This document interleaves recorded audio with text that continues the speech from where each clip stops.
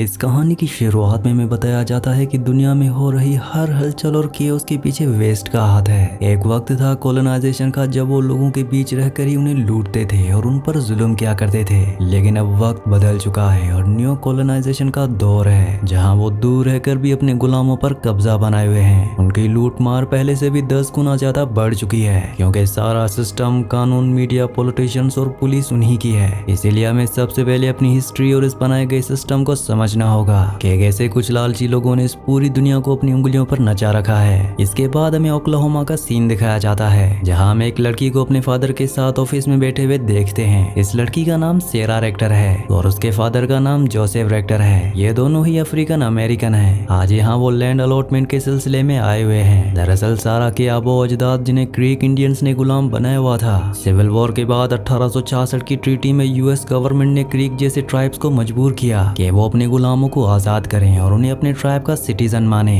इन्हीं आजाद गुलामों को फ्रीडमैन कहा गया था। सेरा के फादर जोसेफ थे और उनके डैड जॉन रेक्टर एक क्रीक फ्रीडमैन थे जिनके पेरेंट्स पर जुल्म किया गया था। सिविल वॉर के बाद उन्हें आजादी मिली और क्रीक नेशन का सिटीजन माना गया। इसी वजह से उनका नाम रिकॉर्ड हुआ। बाद में जोसेफ और फिर सेरा का नाम ऑफिशियल लिस्ट यानी डेवोस रोल्स में शामिल किया गया जिसे जमीन मिलनी थी। सेरा का नाम इस लिस्ट में इसलिए आया क्योंकि वो लीगली क्रीक नेशन की सिटीजन थी। इसीलिए जब सेरा को जमीन मिल रही होती है तो ये कोई एहसान नहीं बल्कि उसके पुरखों पर हुए जुल्म का एक लेट इंसाफ था। जिसके बाद हमें दिखाया जाता है कि ये पूरी जमीन बिल्कुल सूखी और बंजर है जहाँ अनाज का एक दाना नहीं उगता। ये सिर्फ झाड़ियों और कीड़े मकोड़ों से भरी एक बेकार जमीन लगती है जिसका मिलना या ना मिलना एक ही बराबर है। लेकिन सारा को पूरा यकीन है कि इस जमीन का मिलना उसकी किस्मत के सारे दरवाजे खोल देगा। उसे महसूस होता है कि इस बंजर जमीन के ठीक नीचे एक अनमोल खजाना और गहरा राज छुपा हुआ है। दरअसल सेरा को जमीन के अंदर से ऑयल के बहने की आवाजें सुनाई देती हैं जो उसकी जिंदगी बदल देंगी।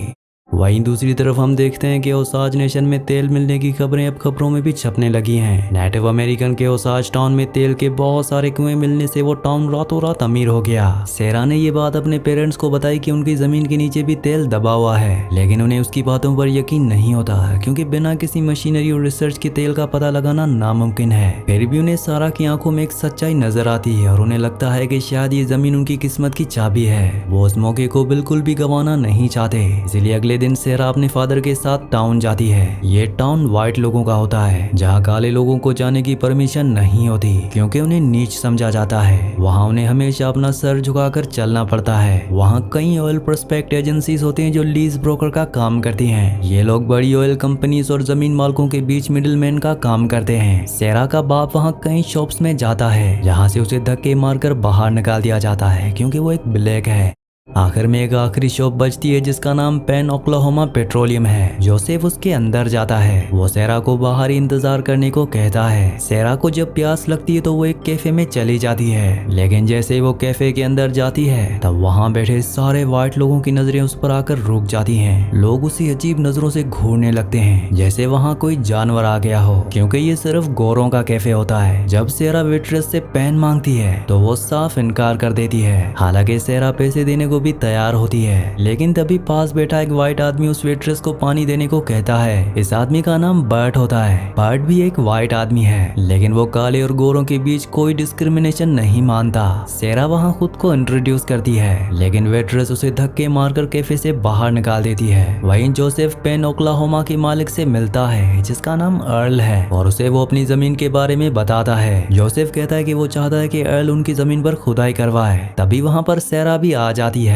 सेरा अपनी बातों से काफी पढ़ी लिखी और समझदार लगती है जो हर बात का कॉन्फिडेंटली जवाब देती है। उसका ये अंदाज देखकर अर्ल भी दंग रह जाता है क्योंकि उसने हमेशा ब्लैक लोगों को सर झुकाए देखा था। अर्ल को उनकी बातों पर पूरा यकीन तो नहीं होता, लेकिन वो डिसाइड करता है कि एक बार उस जमीन को जरूर देखना चाहिए। वीडियो में आगे बढ़ने से पहले आप सबसे रिक्वेस्ट है कि आप इनसे बहुत सारे व्यूअर्स वीडियो तो देखते हैं लेकिन चैनल को सब्सक्राइब और वीडियो को लाइक नहीं करते, तो आप सबसे रिक्वेस्ट है कि चैनल को सब्सक्राइब और वीडियो को लाइक लाजमी से कर दिया करें। अगले दिन अर्ल अपने आदमियों के साथ उस फील्ड पर पहुंच जाता है और वहां ड्रिलिंग करने के लिए मान जाता है। इस काम में ऑयल एक्सट्रैक्शन ड्रिलिंग मशीनरी लगाई जाएगी जिसमें कई महीने लग सकते हैं, लेकिन यहाँ सेरा शर्त रखती है कि काम शुरू करने से पहले तुम्हें ये जमीन लीज पर लेनी होगी। सेरा कहती है कि पहले कॉन्ट्रैक्ट साइन करो जिसमें लिखा हो कि तुम कितने महीने ड्रिलिंग करोगे और रॉयल्टी कितनी मिलेगी। इतनी कम उम्र में भी सेरा को लैंड ओनरशिप और लीज कॉन्सेप्ट के बारे में पूरी जानकारी होती है। वो किसी को भी अपनी जमीन मुफ्त में इस्तेमाल नहीं करने देना चाहती, जहाँ हर चीज क्लियर होनी चाहिए। अर्ल $1 पर एकड़ के हिसाब से 6 महीने के लिए उसकी जमीन लीज पर ले लेता है और ऑयल मिलने पर रॉयल्टी का वादा करता है। दोनों के बीच डील फाइनल हो जाती है और अगले दिन पैन ओक्लाहोमा के लोग ऑयल की बड़ी ड्रिलिंग मशीन लगाकर काम शुरू कर देते हैं। लगभग 3 महीने तक खुदाई का काम चलता रहता है, लेकिन एक दिन जब सेरा और जोसेफ वहां आते हैं तो वो देखते हैं कि अर्ल और उसके आदमी अपना काम रोककर वहां से वापस जा रहे हैं। अर्ल बताता है कि ये जमीन पूरी तरह सूखी है और हमें जमीन के नीचे कोई भी ऑयल नहीं मिला है। ये सुनकर सेरा और उसके फादर के चेहरे पर गहरी उदासी छा जाती है, क्योंकि ये उनकी आखिरी उम्मीद थी जो अब टूट चुकी है। अर्ल अपना भारी इक्विपमेंट भी वहीं छोड़ जाता है, क्योंकि उसे वापस ले जाना ज्यादा महंगा पड़ रहा था। एक दिन जब सेरा अपने घर के बाहर बैठी होती है तभी एक व्हाइट आदमी की गाड़ी आकर रुकती है। वो आदमी जोसेफ को ऑफर देता है कि वो उसकी 160 एकड़ की जमीन को खरीदना चाहता है। वो पर एकड़ $6 देने को तैयार होता है, जो कि इस बंजर जमीन की एक्चुअल कीमत से बहुत ज्यादा होते हैं। जोसेफ को फौरन शक होता है कि आखिर कोई उसे अचानक इतने ज्यादा पैसे क्यों देगा, जिसके बाद वो आदमी वहां से चला जाता है। जब जोसेफ अपनी फैमिली से इस बारे में बात करता है तो उन्हें समझ में आ जाता है कि अर्ल को वहां ऑयल मिल चुका है, लेकिन उसने उनसे ये बात छुपाई ताकि वो खुद सस्ते में जमीन खरीदकर पूरे तेल पर कब्जा कर सकें। और उसका ये शक बिल्कुल ठीक होता है, क्योंकि पहले भी लालची वाइट लोगों ने ऐसी धोखाबाजी बहुत बार की थी। सेरा की फैमिली को पता चल जाता है कि इस जमीन को पाने के लिए अर्ल किसी भी हद तक जा सकता है, इसलिए वो लोग लैंड अलॉटमेंट के ओरिजिनल पेपर्स को अपने घर के पीछे मिट्टी में दफन कर देते हैं। जब तक ये पेपर्स सेरा की फैमिली के पास हैं, तब तक अर्ल और उसकी कंपनी उनका कुछ नहीं बिगाड़ सकती। उसी रात वो लोग एक अनजान गाड़ी को अंधेरे में अपने घर की तरफ बढ़ते हुए देखते हैं। खतरा महसूस होता ही सेरा के पेरेंट्स दोनों बच्चों को लेकर बाहर झाड़ियों में छुप जाते हैं। अंधेरे में गाड़ी से 2 लोग उतरते हैं जिनके हाथों में खतरनाक राइफल्स होती हैं। दरअसल ये दोनों अर्ल के भेजे हुए गुंडे हैं जो मर्डर के इरादे से जमीन के पेपर्स चुराने आए होते हैं। ये दोनों घर के अंदर आते हैं और सामान को इधर उधर फेंक कर पेपर्स ढूंढने लगते हैं, लेकिन बहुत ढूंढने पर भी उन्हें पेपर्स नहीं मिलते। लेकिन तभी सेरा का पेट डॉग भागकर अंदर चला जाता है और तभी अचानक वहां से एक गोली चलने की आवाज आती है। ये सुनकर सेरा की फैमिली डर जाती है, क्योंकि उन गुंडों ने उनके मासूम कुत्ते को मार दिया है। पेपर्स ना मिलने पर वो लोग गाड़ी लेकर वहां से चले जाते हैं, जिसके बाद अर्ल उन पर चिल्लाता है। अर्ल कहता है कि तुमने कुत्ते पर गोली क्यों चलाई, इससे हमारी पहचान खुल सकती है और बात बिगड़ सकती है। यानी कि सेरा की फैमिली का शक बिल्कुल ठीक था। ये दोनों गुंडे अर्ल ने ही भेजे थे और अब उनकी जान को सख्त खतरा है। अगली सुबह में दिखाया जाता है कि सेरा की फैमिली पूरी तरह से डरी हुई है। उसकी माँ कहती है कि जमीन के लिए वो उनकी जान खतरे में नहीं डाल सकती। वो डिसाइड करते हैं कि उन्हें जमीन अर्ल को दे देनी चाहिए और सारा भी इस बात पर मान जाती है।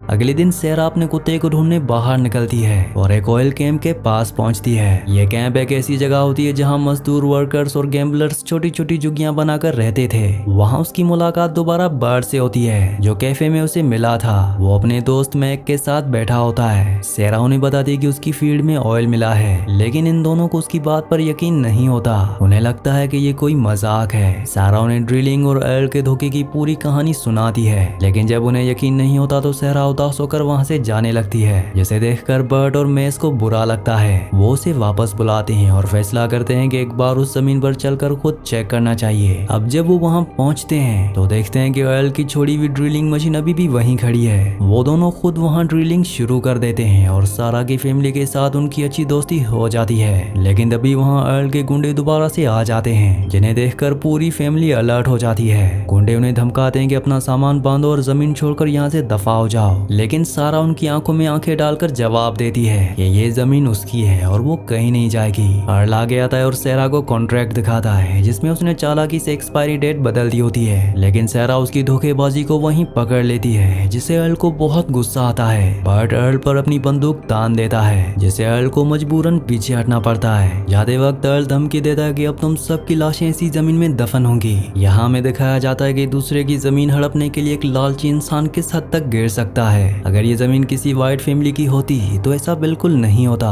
पर ब्लैक लोगों के साथ ऐसा होना आम बात है। ड्रिलिंग करते वक्त अचानक उनकी मशीन फंस जाती है, जिससे बर्ट और मेस की उम्मीद टूट जाती है, क्योंकि बिना हैवी इक्विपमेंट और टूल्स के आगे की खुदाई का काम करना उनके लिए लगभग नामुमकिन होता है। मेस कहता है कि अब सिर्फ एक ही रास्ता बचा है, हमें अंडरग्राउंड डायनामाइट का इस्तेमाल करना होगा। अगले दिन बर्ट और मेस टाउन के प्योर ऑयल ऑफिस जाते हैं ताकि जमीन से निकले क्रूड ऑयल की क्वालिटी टेस्ट करवा सकें। बाहर बर्ट की मुलाकात केट नाम की एक औरत से होती है जो कि एक विडो है। ये दोनों पहले से एक दूसरे को जानते हैं। लैब का आदमी चेक करके बताता है कि ऑयल की क्वालिटी बहुत खराब है और ज्यादा खुदाई करना अब बेकार होगा। ये दोनों मायूस होकर बाहर आते हैं, लेकिन तभी बर्ट देखता है कि वो आदमी उनका ऑयल सैंपल एड को देने जा रहा है। बर्ट उसे पकड़कर सच्चाई उगलवाता है तो पता चलता है कि उनके ऑयल की क्वालिटी एवरेज है। बर्ट अपना सैंपल वापस लेता है और एक दूसरे टाउन में जाकर दोबारा टेस्ट करवाता है, जहाँ सच पता चलता है। टेस्ट करने वाला बताता है कि ये बेस्ट क्वालिटी का ऑयल है और ये जगह पूरे ओक्लाहोमा की सबसे रिच ऑयल फील्ड हो सकती है। ये सुनकर बर्ट और मेस खुशी से झूम उठते हैं, क्योंकि उन्हें आखिरकार अपनी किस्मत बदलने का मौका मिल गया है। लेकिन मशीन खराब होने की वजह से वो ड्रिलिंग आगे नहीं बढ़ा सकते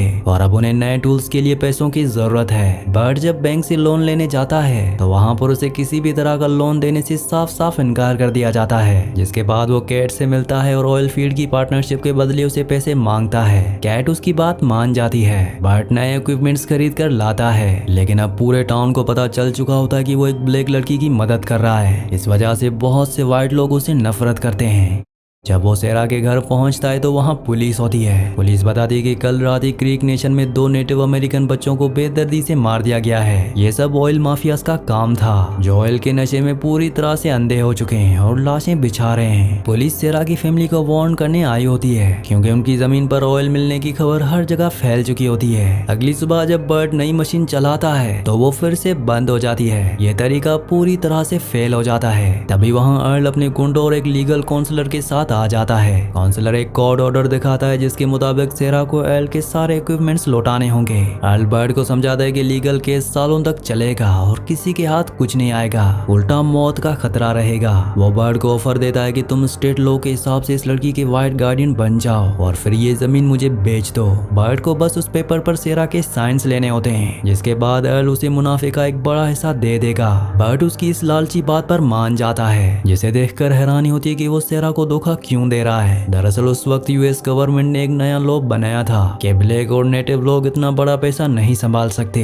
इसलिए उनके ऊपर एक व्हाइट गार्डियन अपॉइंट कर दिया जाता था, जो डिसाइड करता था कि उनका पैसा कैसे खर्च होगा। इस लॉ की वजह से बहुत से गार्डियंस ने धोखा किया और नेटिव लोगों को जहर देकर उनकी ऑयल फील्ड्स पूरी तरह हड़प ली थी। जब मेस को बर्ट के इस प्लान का पता चलता है तो वो गुस्से में उसे रोकने की कोशिश करता है, पर बर्ट कहता है कि और कोई रास्ता नहीं है। अगले दिन सेरा का वो कुत्ता जिसे उन 2 गुंडों ने गोली मार दी थी वो वापस लौट आता है। दरअसल गोली उसे सिर्फ छूकर निकल गई थी, जिससे उसे ज्यादा चोट नहीं आई थी। जिसके बाद हम देखते हैं कि बर्ट सारा के पूरे भरोसे का फायदा उठाकर उसे उन व्हाइट गार्डियनशिप के पेपर्स पर साइन करवा लेता है और अगले दिन कोर्ट में सेरा और बर्ट पेश होते हैं ताकि इस पेपर वर्क को लीगली कंफर्म किया जा सके। कोर्ट में सेरा जज को बताती कि उसने अपनी मर्जी से बर्ट को गार्डियन बनाया है, क्योंकि वो उस पर भरोसा करती है। लेकिन वहाँ मिस बर्नर्ड नाम की एक औरत होती है जो बर्ट पर बिल्कुल भरोसा नहीं करती। वो सेरा की फैमिली से बात करके बर्ट से सारे गार्डियनशिप के पेपर्स वापस ले लेती है। बाद में बर्ट अर्ल से मिलता है ताकि जमीन का सौदा कर सके और उसे अपनी इस गलती का एहसास होने लगता है। बर्ट अर्ल के साथ अपनी पूरी डील कैंसिल कर देता है और धोखा देने से इनकार कर देता है। वहीं दूसरी तरफ सेरा के घर जाते वक्त मेस देखता है कि अर्ल के गुंडे सेरा की फैमिली को मारने जा रहे हैं। मेस उन्हें रोकने की कोशिश करता है, लेकिन वो गुंडे उस पर गोली चलाकर उसे जान से मार देते हैं। गोली की आवाज सुनते ही सेरा के पेरेंट्स बच्चों को सेफ जगह भेज देते हैं और गुंडों पर फायर करते हैं, जिससे वो भाग जाते हैं। बर्ट अपने दोस्त मेस को ढूंढते हुए वहां पहुंचता है और उसकी लाश देखकर बुरी तरह इमोशनल हो जाता है। इसके बाद हमें मिस बर्नर्ड को दिखाया जाता है। मिस बर्नर्ड बताती है कि जब तक सेरा खुद साइन नहीं करती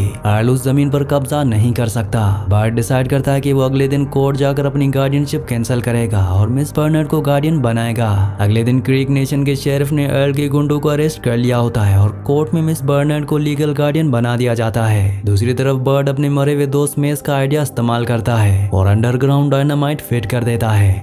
तभी वहाँ अर्ल अपने खतरनाक आदमियों के साथ आ जाता है और सबको मारने की कोशिश करता है, लेकिन ठीक उसी वक्त बर्ल डायनामाइट को ट्रिगर कर देता है और जमीन के अंदर एक जोरदार धमाका होता है। धमाके के बाद जमीन फटती है और ऑयल की बहुत तेज और बड़ी धार आसमान की तरफ बहने लगती है। अर्ल की सारी चालें नाकाम हो जाती हैं और पुलिस उसे धोखेबाजी और अटैक के जुर्म में अरेस्ट कर लेती है। सेरा और उसकी पूरी फैमिली इस कामयाबी पर खुशी से झूमने लगती है। आखिरकार उन्हें अपना हक मिल गया। कुछ दिन बाद जब सब खुश होते हैं तब बर्ट अपनी गाड़ी लेकर वहाँ से हमेशा के लिए जाने लगता है। सेरा उसके पास आती है और ये दोनों आखिरी बार बात करते हैं और एक दूसरे को बहुत प्यार से गले लगाते हैं, जिसके बाद सेरा अपने वाइट दोस्त को अलविदा कहती है। असल में क्रूड ऑयल यूएसए के लिए सिर्फ फ्यूल नहीं बल्कि उनके पावर और इकोनॉमी की बैकबोन है। आज भी डॉलर की असली ताकत और उनकी पूरी इकोनॉमी इसी ऑयल के बदौलत टिकी हुई है, जिसके लिए उन्होंने इतने जुल्म किए है कि उसकी कोई इंतहा नहीं है। इसी सीन के साथ इस मूवी का इस कहानी का एंड हो जाता है। अगली कहानी आप किस मूवी पर सुनना चाहते हैं मुझे नीचे कमेंट्स में जरूर बताना, और अगर ये वीडियो आपको पसंद आई हो तो वीडियो को लाइक और चैनल को सब्सक्राइब लाजमी कर देना।